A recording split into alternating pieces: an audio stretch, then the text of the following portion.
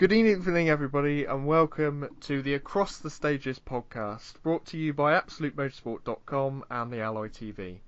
I'm James Casey, and joining me today is Joshua Sittil and James Baker. And what we're going to be doing today is we're going to be previewing the WRC season, as well as the WRC 2 campaign, and we'll be having a very quick look at the upcoming Dakar rally, which will have started by the time that this episode goes out. So, with regards to WRC, last year was a very successful season for the series as a whole, an increased audience, and a very exciting season after 4 years of VW dominance. In the end, it was Sébastien Ogier that took a fifth world title, but it was a very tough victory for him, and he really had to have a consistent season to keep off attacks from Thierry Neuville. So the 2018 season promises to be just as interesting, with the competition probably even fiercer, and we're going to be going team by team through the upcoming season to see what chances all the teams have. So we're going to start off with the defending champions, which is M Sport, and for this season they are going to be called the M Sport Ford World Rally Team after increased backing from Ford Performance. And first of all, Josh, I'd just like to ask, do you think that this Ford Performance backing was crucial for M Sport to keep going and fighting for the title for another year? Well, it's probably quite crucial to keep Sébastien Ogier. Not that he was going to kind of go off and go with Citroën, but really that he might just kind of retire from the World Rally Championship. If they hadn't secured that Ford backing, that could have been, a possible outcome. Clearly, they did a great job without their help last year, so I think, this year they're going to be even stronger. It's not full kind of factory backing yet, really. It's not a proper kind of Ford team. It's still very much M Sport. But this increased funding should keep them, kind of on top, because of course they can have, as you mentioned, a lot tougher competition this year. And I do think that Ford backing is really, really crucial to A, keeping Ogier for this year, and for B, keeping up the increased competition. That was a very key point that you mentioned there, but it's not a full factory backing, and that's something that's quite crucial difference between those other teams that have got a full factory backing. So they're still not quite at that kind of stage, and you can see that this is a little bit of an issue because they haven't confirmed their plans for the third car yet, and it is thought at the moment that they are going to have a third car, but that the drivers will be mixing around for throughout the season. And James, we'll go over to you now. And do you think that this third car is going to go throughout the full season? And do you have any ideas of who's going to be in it for the majority of the season? Well, yeah, I think, as you said, third car, obviously big importance, I guess, in this championship. And as many other teams do have some even four cars for the likes of Citroën and Hyundai. So, yeah, third car is pretty important, and looking at the lineup, so they got there as well. I mean, yeah, I think it would be crucial to have that third car in there. It's a very strong lineup, to be fair to them, with some of the guys that are coming through. I mean, Evans, for example, coming through, and as he proved last season, he's really starting to pull his weight and starting to make some good performances himself. So, yeah, as you say, third car probably is pretty important to have in there. So we'll wait and see on that front. From rumours that I found and posted on the Absolute Motorsport website about Brian Bouffier for the first event in Monte Carlo, which suggests that they could be going for this a kind of specialist direction where they have a specialist for each rally. He's obviously, of course, someone who finished second in the rally previously in 2014, but other than that has not really had any success at World Championship level at all. So I think that that could be an option that they go down. But in all honesty, I think that Timo Sinonen, I think, is probably going to end up doing a lot of the season, but I'm not sure what kind of deal that's going to be. The original plan, I think, was to do 6 or 7 rallies, but that could go up further. But it depends a lot on how they want to switch up between their main team and obviously their WRC2 team as well. Another thing that's changing, obviously, for next year is the fact that Elfyn Evans is going to be on a Michelin tyre throughout the season. And Josh, do you think that being on a Michelin tyre is really going to show the full potential of Elfyn Evans this year? Yeah, for sure. Because kind of everything he did last year, there was always that kind of question mark over him, being on the different tyres to everyone else. When he was right up there, it was kind of like, well, it's because of his tyres. When he was having a bad weekend, people were like, oh, it's just because of the tyres. So this time, this year, we can get a proper measure of just where Elfyn Evans is. And, we saw kind of from Tanak a real raising of the game really last year, and I reckon we could see a similar thing from Elfyn Evans this year. I'm not expecting him to beat Sebastian Ogier, but I think he could definitely do something similar to what Tanak did in 2017 and really kind of match him on a lot of events, not finish near him really at the end of the day to kind of at the end of the season, but certainly get a couple of wins there and really help M Sport push for that championship, because that third seat, as you mentioned, is probably going to be swapped around a bit. We've got Suninen possibly, and I think 8 rallies I saw today was the kind of latest rumour, and obviously, as you mentioned, Bouvier for Monty. So really, you need a real big push from Evans in that second seat if that third seat is going to be kind of handed about a bit. So definitely, I think we're going to see a real strong year for Evans, but it's going to be a real test for him, a real kind of make or break year. Yeah, I think that's definitely going to be something that I'm really looking forward to seeing. As you say, it was everything he did was tyre related in the views of the audience, and I can understand that, because when you go to a rally like Argentina, having had an all right start to the season but nothing special, and then suddenly you're winning by about a minute on the end of the first day, there are that immediate thought that that's the tyres, and obviously he didn't go on to win that rally, but he did go on and win in Wales Rally GB very dominantly, and that was again thought to be about the tyres. So it will be a very interesting thing to see. And obviously then there is the first driver, the 5-time world champion now, Sebastian Ogier, who, as Josh mentioned, could have ended up stepping away from the team had they not had that added forward performance. But James, do you think that without Sebastian Ogier, M Sport wouldn't really have this opportunity?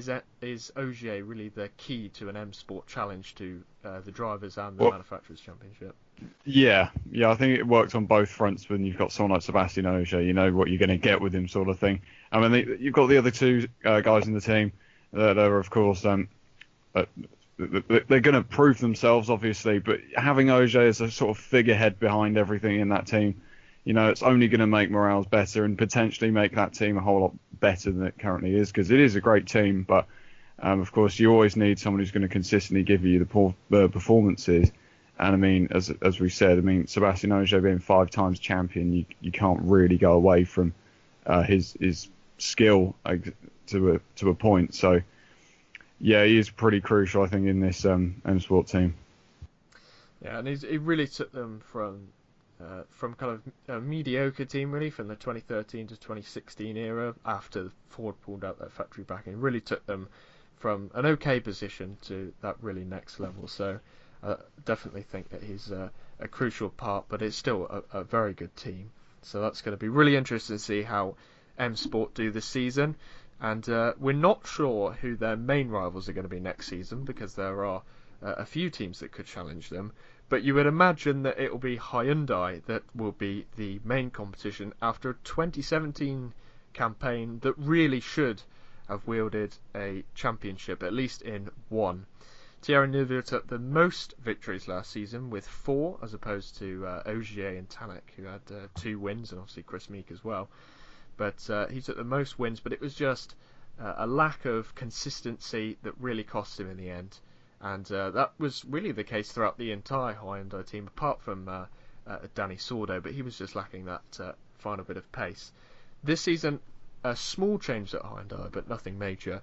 Neuville stays on once again, and he'll be joined by Andreas Mikkelsen for the full season, after taking a year, kind of finding his feet again after VW pulled out. And then in that third car, it's going to be shared between Hayden Paddon and Danny Sordo. But first of all, we'll start off with Thierry Neuville.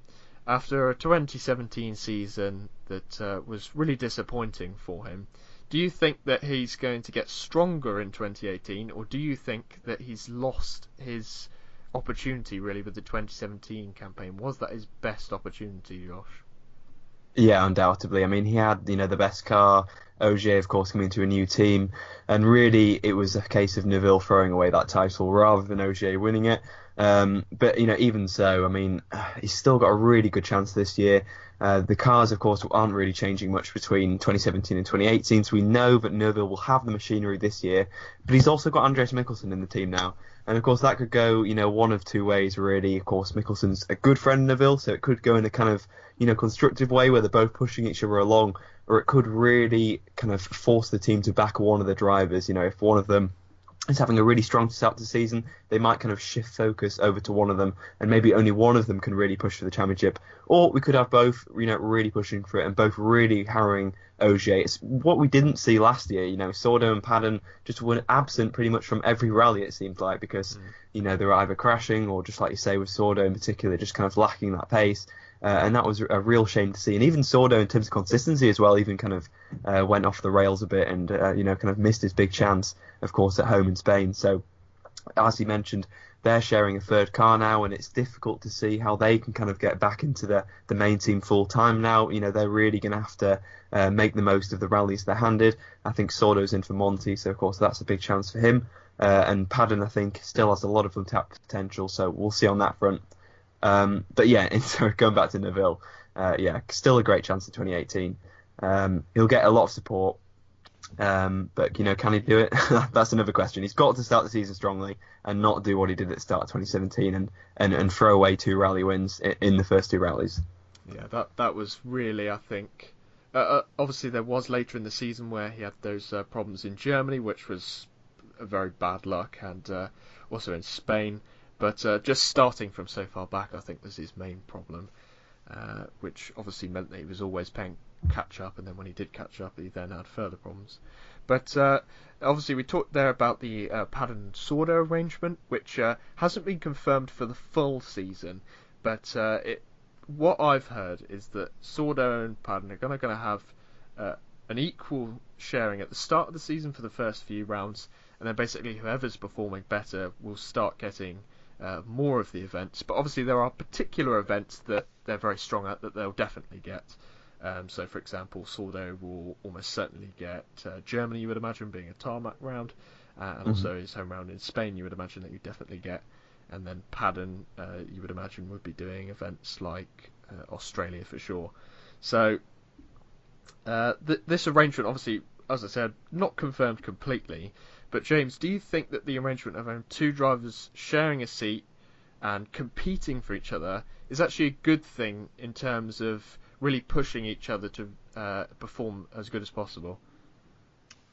Yes, I guess in some ways it is a positive to have those guys together sharing a car and everything like that. There will be some, I guess, disagreements on potential stages and things like that, but yeah, I guess for a team's point of view, it's probably also good on cost to have 2 drivers sharing a car as well.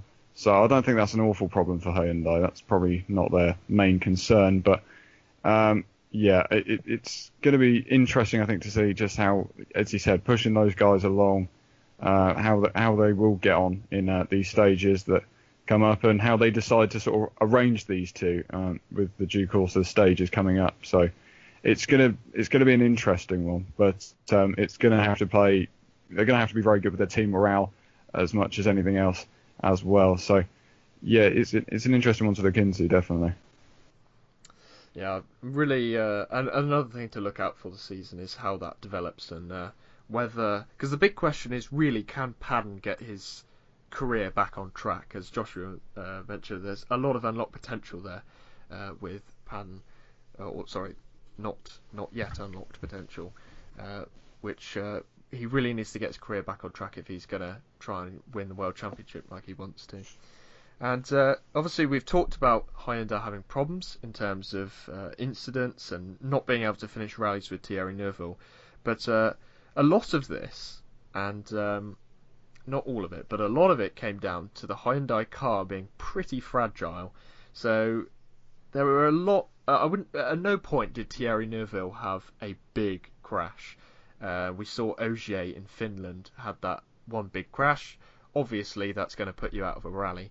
But a lot of Neuville's crashes that he had throughout the season, and Mikkelsen and Sordo in Spain as well, were crashes that, or not even really crashes, but little clips that you would think a lot of the time you could actually get away with. So I'm going to ask Joshua this one.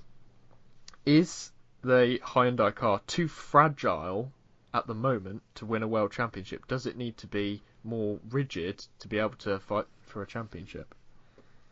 No, I think, it does need to be a bit more rigid, but I think they could have still, for example, won last year's championship, had a few different elements come together, had, Sordo and Padden had a much better year, then I'm sure, they would have won the team's championship at least. And, Neville did make a couple of, errors on, kind of super specials, in kind of Monty in Sweden. So those kind of errors, I think, could be cut out. Like you mentioned, though, there were a couple, but were probably down to the car, and possibly Citroen, which we'll come on to, had such a fragile car, but maybe it kind of overshadowed Hyundai a little bit in terms of not as much spotlight was put on just how fragile that i20 was. But we'll see with Hyundai. I mean, they can't make too many changes from last year to this year, so possibly still could be a problem this year, especially compared to that Fiesta, which just seems to be, pretty bulletproof, really. Like you say, you've really got to drive it off the road to have a big incident with the Fiesta and really ruin your rally. So, yeah, that could be, if it's going to be really close this year, little things like that possibly could decide the championship. And it was Jari Matti at the end of one stage as well, who he described his Toyota as the Toyota tank, which I thought was a very good quote there. And that's we will see. I'm not sure. I'm not a massive technical expert. I'm not sure what kind of changes they would have to make, but that is something to look out for. So now we're going to move on to that Toyota team, who had an encouraging 2017 season, but slightly frustrating, but mostly a very good season for them. For their first season, they'd be very happy with getting 2 rally victories with Jari-Matti Latvala in Sweden and Esa-Pekka Lappi in Finland. But the third driver, who was Juho Hänninen, will be stepping away from the team after a kind of mediocre season. Struggled at the start, had a few good rallies, but in the end they've ended up signing Oyt Tanak from the M Sport team after such a fantastic season he had in the Fiesta last year. He's moving over to Toyota now to take that seat, and we're going to go to James for this one. What do you think that Oyt Tanak's aims for this season are going to be? Well, I think he's definitely got the potential, and for his age as well. He's not the oldest of the guys out there, so he's definitely something to consider there. I think it's just consolidating really his positions in championships and such as well. I think it's more just him just staying around like the top few guys, just making sure that he can be within the reaches of Ogier and Neuville as well. So he should be able to, because on his day I think that you probably can match those guys, but it's just, I think, how long can he sustain it for? I guess maybe the consistency side of things may play a factor there. So it's all about that, I guess, for him. But it's again, there's a potential there for him to be something special, definitely, within a team like that, with the team growing as well. So let's just wait and see on that front. And you, Josh, you thought it was the wrong move for Tanak, didn't you, at the time? Did I? All right. I'm pretty sure at the time you tweeted something about saying you thought it was the wrong move for Tanak. Oh, fair enough. Well, we always tweet things we regret, because I thought this was an excellent signing. I think at that point, yeah, it was unsure whether Ogier would stay. Maybe that was it was a real chance maybe for Tanak to lead the team. But okay, so maybe you don't think that. Okay. No, a great signing for Toyota though. Yes, everyone looking at Ogier. Where's Ogier going? And they just swoop in and sign Oyt Tanak. Tanak, Latvala, Lappi. That is a really, really solid lineup. There's no weak link there. Those two are going to go for. He's going to go for the championship, definitely. And he can really, really push for it. He had a good learning year in 2017. Not far off Ogier at all. Beat him on a load of rallies. Won 2 rallies. Made a few errors, but if you can iron those out, there's no reason why he can't be right up there fighting for the championship. Okay, and obviously as well they've got Jari-Matti Latvala staying at the team after a good season, but one that tailed off quite badly. He began the season with obviously a second place and then a victory. But towards the end of the season, he had a lot of failures to finish. Pretty much all of them were down to reliability, and then there was that big crash in Australia in the final stage when he was on for a second place. But it was unfortunate to see his season tail off. But I'm going to go over to James now. Do you think that Jari Matti can keep control of the team and keep that number one status from Tanak and also from Esa-Pekka Lappi? Had a very good time when he joined.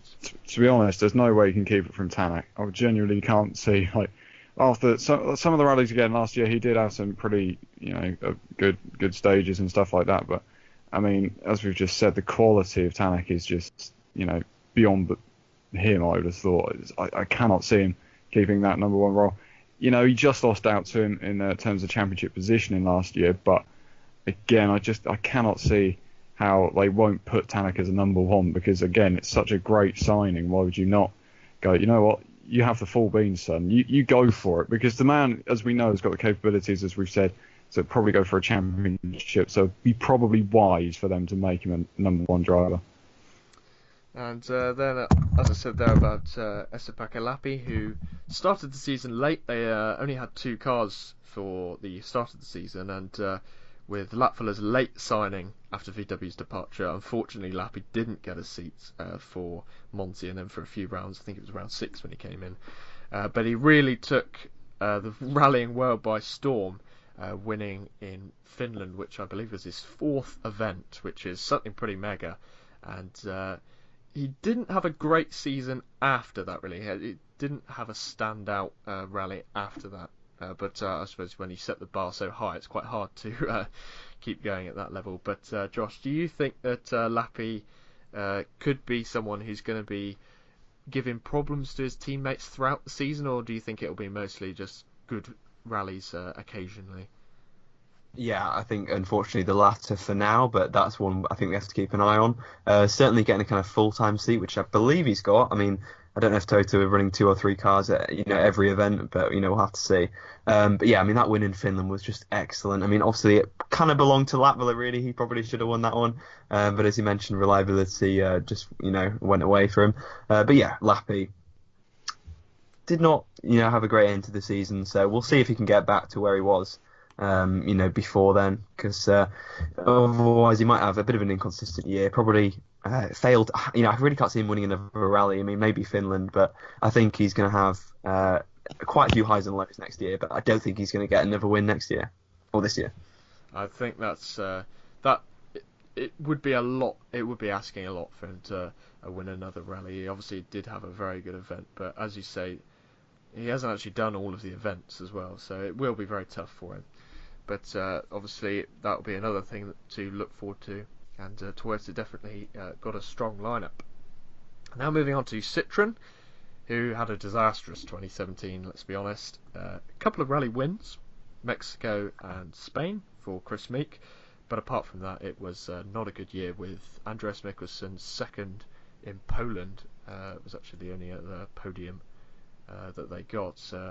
But Stefan Lefebvre will be stepping away from the team and driving in WRC2 in the new C3R5, and that means that Citroën are actually going to only have 2 cars. They're going to have Chris Meek for the entire season, Craig Breen for 10 events, and then the other 3 events in that second car are going to be going to Sebastian Loeb, and also Khalid Al-Qasimi in the third car at some events, but let's be honest, I don't think he's going to be fighting for big results at all, so that's not really going to be helping them too much in the championship. But back to Sebastian Loeb.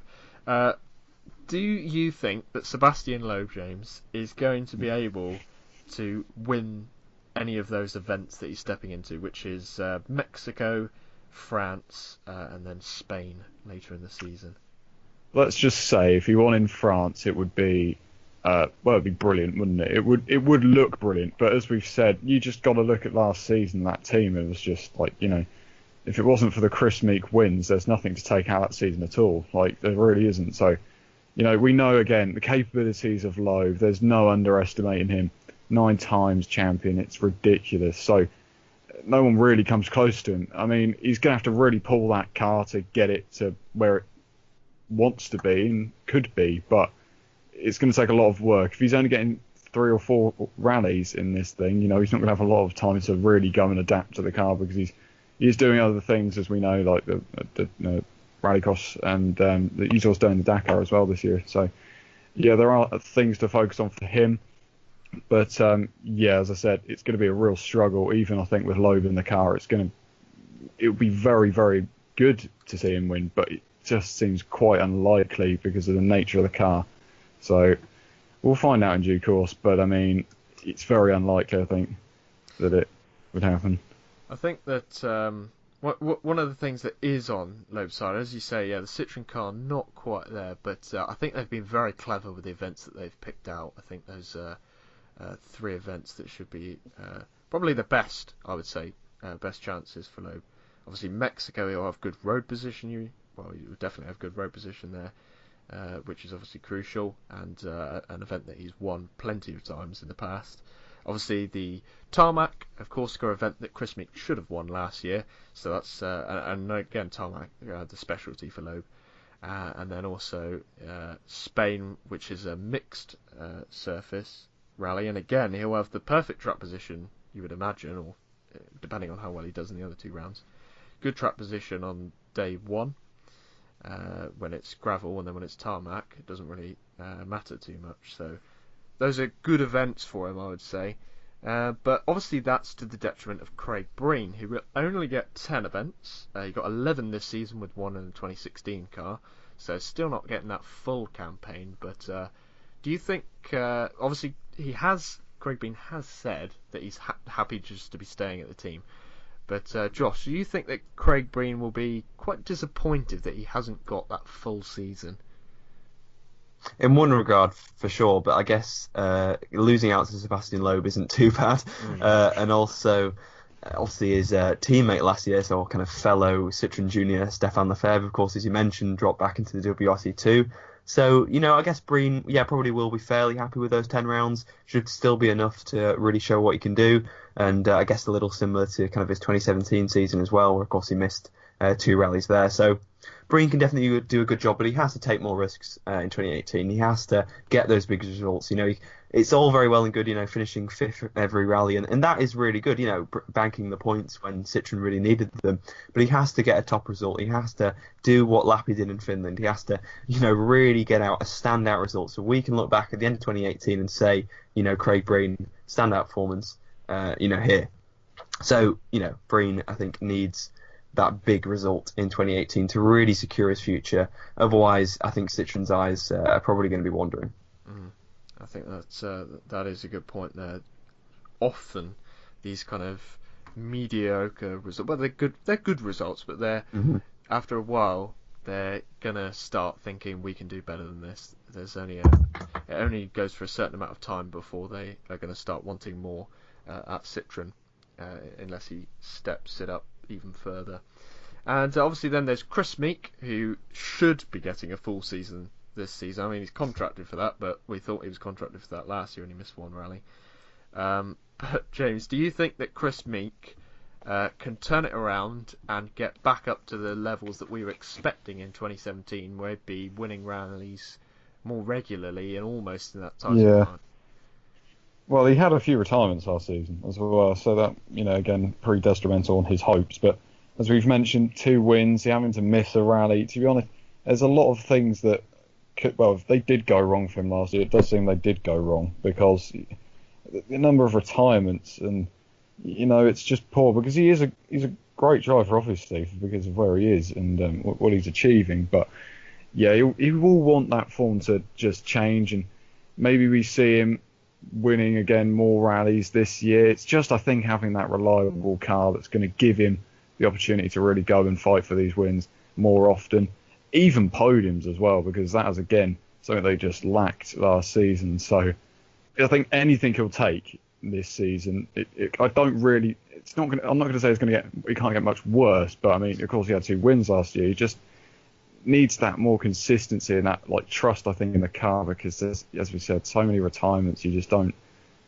have trust in the car that retires a lot. That's just a fact. That goes in any form of motorsport. So yeah, it's going to be interesting to see sort of how he gets on next year, and we've got some stiff competition, I think, now as well. So he's going to have to really go for it this year. Okay, so that covers the main 4 manufacturer teams within WRC. There could be some privateers throughout the season, but Mads Osberg won't be doing privateer this year, not from what it looks like, because he's selling his Ford Fiesta that he raced last year. And there will be a PH Sport car, which will be a 2017 Citroen as well, but again, those plans are unconfirmed for that car, so we can't really talk about that yet, but we'll talk about that maybe as the season goes along. That's something to watch out for, obviously with the cars now being a year old, so it's easier to get them off to privateers. And now we're going to move on to WRC 2, which begins in Monte Carlo. A slight change this year: there are no mandatory events, which means that the best 6 results from 7 that they've entered into will count towards the championship, and it doesn't matter if you don't attend certain events. You're just allowed to turn up to whenever you want. And last season, WRC2 was dominated by Skoda, with Pontus Tiedemann taking the championship, and I think it was pretty much all of the rallies out of the first 10, I think, that Skoda were on top of. There were a few rallies they didn't enter near the end of the season, which M Sport managed to win, but Skoda really dominated that season, and they're back again, full strength for 2018. 5 crews they've got. They've got Pontus Tiedemann, along with his co-driver Jonas Andersson, and then they've got Jan Kopeschke, a stalwart of that team, and then they've also got Ollie and Christian Veiby, Juuso Nordgren, and Kalle Rovanperä. So, Josh, do you think that with this massive lineup, Skoda are either going to be able to further dominate, or do you think they're going to start tripping over each other with all these different lineups that they've got? No, I think they're just going to continue their really strong domination of WRC2. They've got a really nice R5 car, but they've also got really, really good drivers, as ever.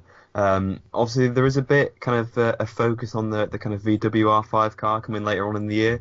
Testing for that. Pontus Tiedemann will probably kind of carry out quite a bit of that, possibly even race that car later on.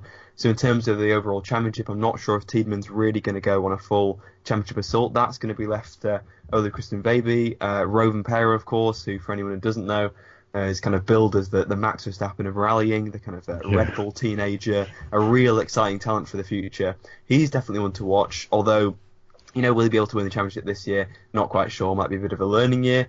Veiby is another big talent as well. You've got Kopeschke, of course, who's really experienced. He knows what he's doing. And Nordgren as well, of course, who probably the least well-known of the 5, but certainly don't count him out, and we'll have to see what he can do. You've got a good mix, basically, of the experienced guys who probably, rack up the points and also carry out kind of testing duties for this new Volkswagen. And then you've got the young guys who are really going to just carry on that real strong Skoda domination. Yeah, and I think that's, again, the plans aren't confirmed for what kind of campaigns all of those drivers are going to be running, but that'll be something that plays out over the course of the season. Rovanperä can't actually do all of the events, because some of the events he won't be old enough to drive, because obviously you have to drive on the road sections and stuff. Some places won't allow it, so his campaign is going to be quite decided by that, which will be quite interesting. But yeah, Skoda, I think that they're definitely going to be strong, and I think it will be really hard for someone to challenge them in the championship. The only rivals from last season really were M Sport, and it looks like Eric Camely is going to be doing the full season, or all of the rallies that you have to do. In terms of doing 7 at M Sport, and then Timo Sunninen is supposed to be starting the season in WRC2, and then obviously we're not sure because of that WRC plan that hasn't been announced yet. But in terms of M Sport, James, do you think that M Sport will need to bring in someone else to fight with Skoda, with obviously only having two drivers at the moment, and one of them possibly going off to WRC?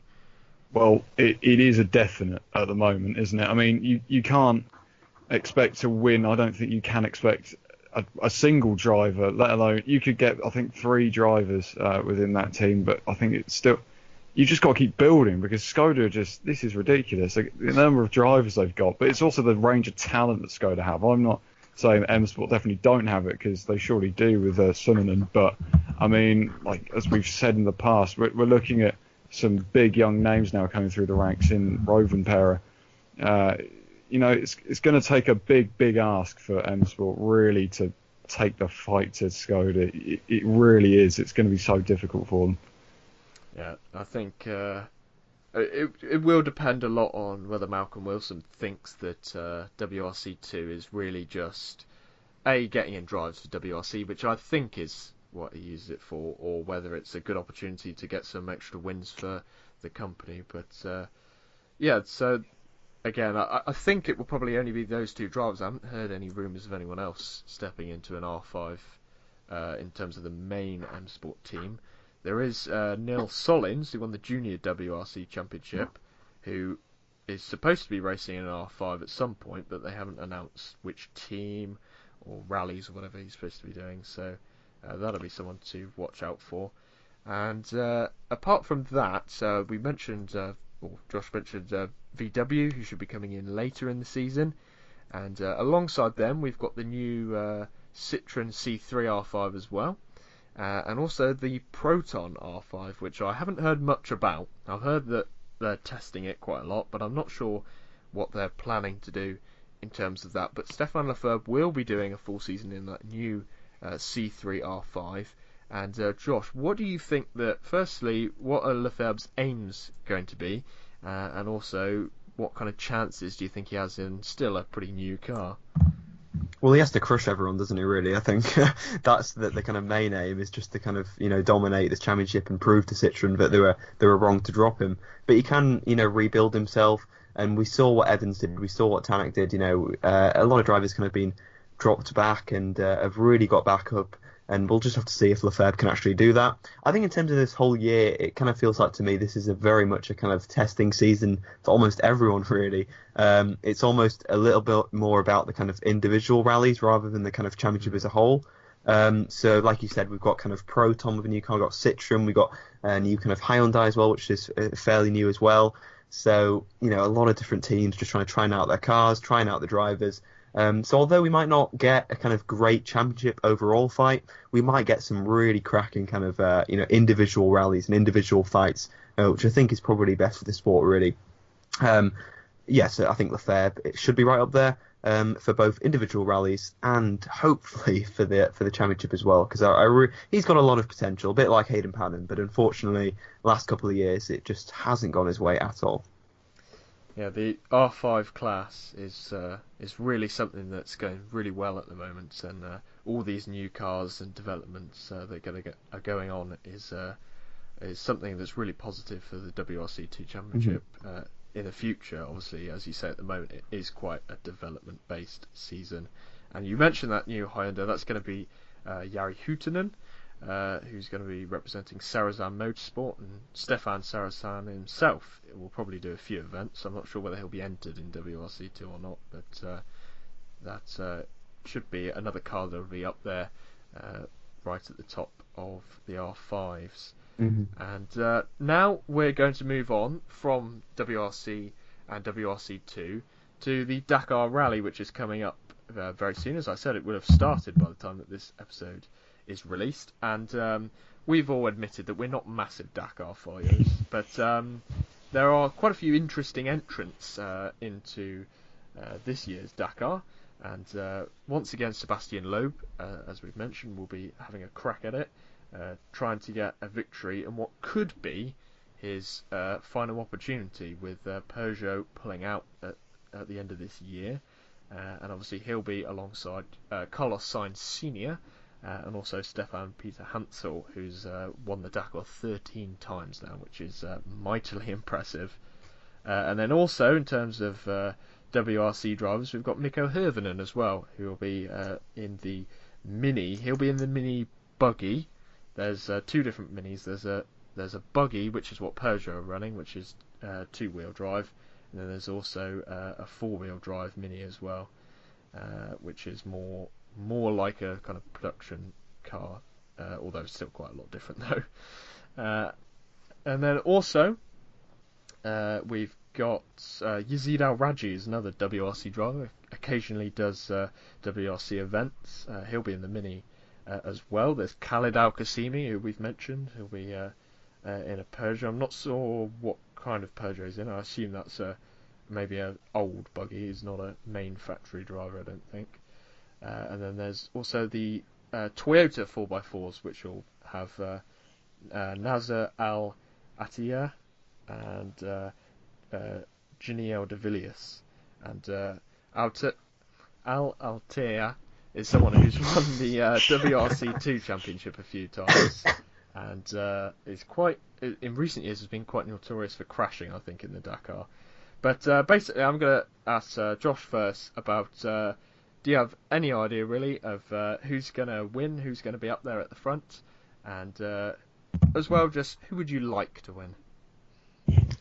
I think Al Atti, just because we've all butchered his name. I just really hope he. I should have practiced that before we did that. I think even with practice, I don't think. But yeah. Anyway, you've got the main guys for Peugeot, of course. You've got Peter Hansel, of course, who is so experienced and such a Dakar expert on both 2 and 4 wheels. So he's got to be the kind of favourite. You mentioned we've got Sainz in his final Dakar, Loeb possibly in his final Dakar as well.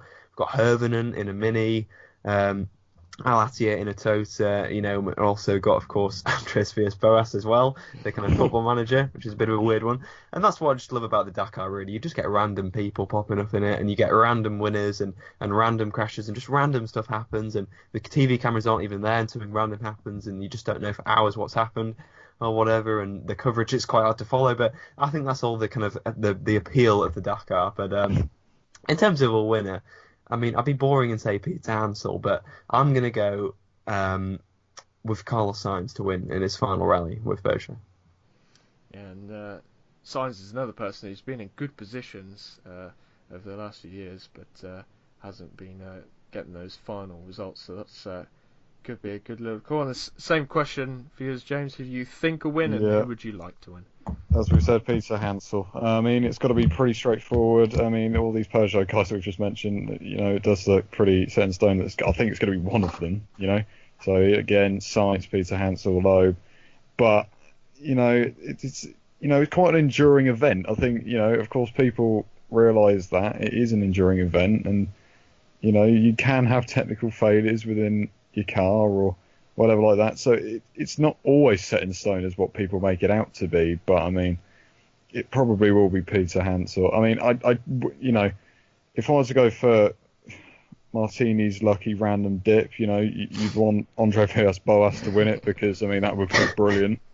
But I mean, or even Tim Coronel, so one of those guys. I mean, it's so random as we said. But yeah, I think for me it's Peter Hansel definitely.